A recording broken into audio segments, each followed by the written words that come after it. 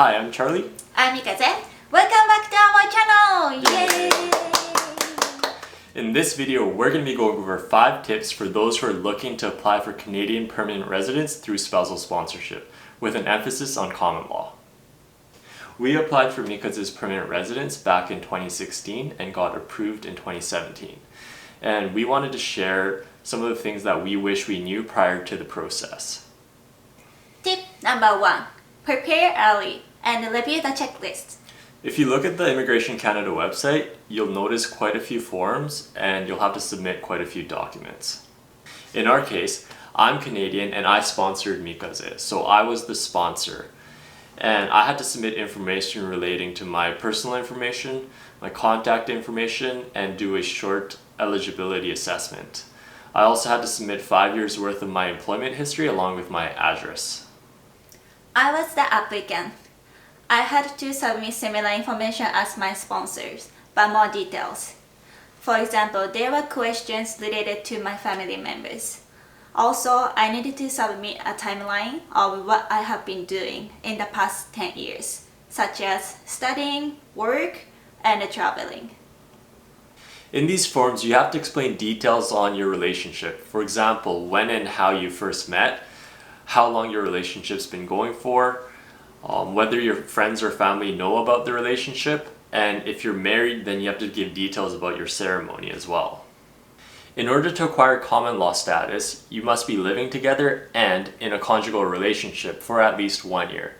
So if you're not married and in a serious relationship, we highly recommend that you move in together as soon as possible if you plan on applying for permanent residence through the spousal sponsorship route.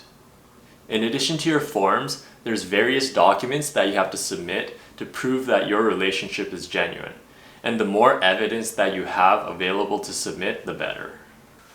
Sorry guys, this part of the video got cut off, so it's just going to be a voice recording. Some important steps that we recommend taking are having joint tenancy agreements for rent or joint ownership of property, and insurance documents where both partners are listed. For example, a car, home, health, or life insurance. We encourage you to set up a joint bank account or credit card account to pay for joint expenses, and updating all of your mailing addresses for your bills as soon as you start living together, as these are solid evidence to prove when your common law relationship started and that it is genuine. Another important document to submit are pictures, so you want to be taking pictures throughout your relationship. You might want to consider submitting pictures related to New Year's events, Valentine's Day, birthdays, Canada Day, Thanksgivings, and Christmas. And this way you're going to be able to prove that your relationship has been going on for at least a year. As you can see, the documents required are quite extensive. So make sure you hold on to anything that can prove your relationship. If you've gone on vacation or gone to events, then hold on to those flight tickets and event tickets as well.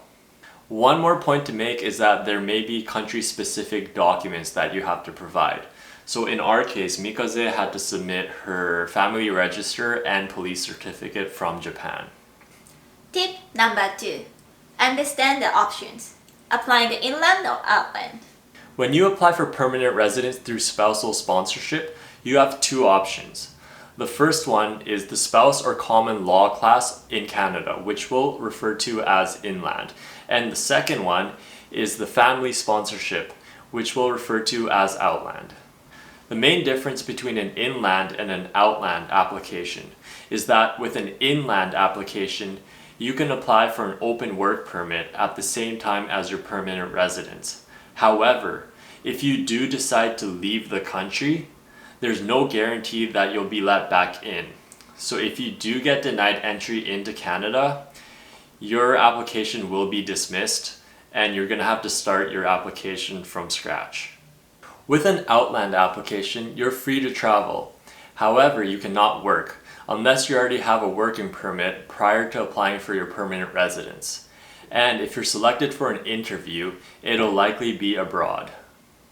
In our case, we applied the outland because I wanted to travel and work in Japan. And the process time was shorter back then. Currently, the process time is 12 months, regardless of which option you use. Tip number 3. Understand the commitment and be supportive of each other. During the whole process, it was really important for me to be heavily involved with the application because I knew Mikaze was making a big decision to leave Japan, leave her friends and family to be with me in Canada. And with English being her second language, I knew I had to help her a lot with reviewing and preparing the documents and forms. The sponsor is also making a financial commitment to support the applicant for 3 years after obtaining a PR. It may be an extremely stressful process, and it can even result in a breakdown in a relationship. So it's really important for you to work as a team during the application. Tip number 4. Budget. Applying for your permanent residence may be more expensive than you think. You may encounter quite a few costs outside of what you have to pay the government.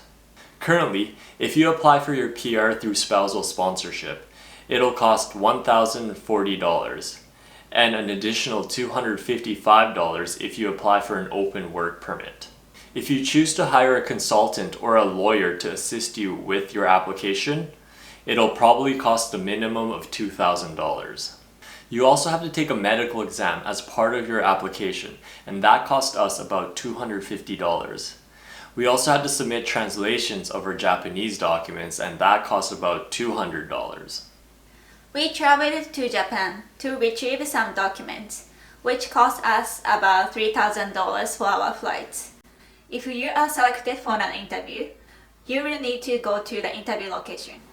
And for a Japanese Outland application, the interview location would have been in Manila, Philippines. Other small fees you might consider are notary fees and courier costs. Tip number 5. Be patient. As we mentioned earlier in this video, in order to be considered common law, you have to be living together for at least 1 year. Plus, once you submit your application, until you get approved for your PR, that's another 1 year. So in total, you're looking at 2 years since you started living together until you finally get your PR if you're not a married couple. So make sure you take the time to prepare and review your application to make sure it's complete and accurate. We hope you found this video helpful. And if you want more content on PR, we're going to be making another video on our experience and our timeline. If you liked this video, please like and subscribe to our channel. Bye bye!